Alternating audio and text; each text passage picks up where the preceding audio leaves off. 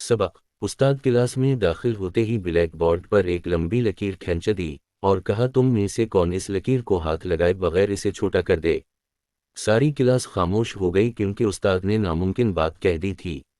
सबने कहा, नामुमकिन है, लकीर को छोटा करने के लिए मिटाना पड़ेगा, जो हाथ लगाए बगैर मुमकिन नहीं।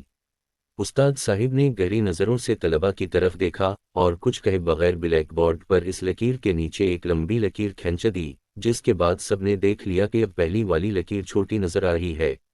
उस्ताद ने इस लकीर को हाथ लगाए बगैर इसे छोटा कर दिया था। तमाम शागिर्दों ने आज अपनी ज़िंदगी का सबसे बड़ा सबक सीखा था।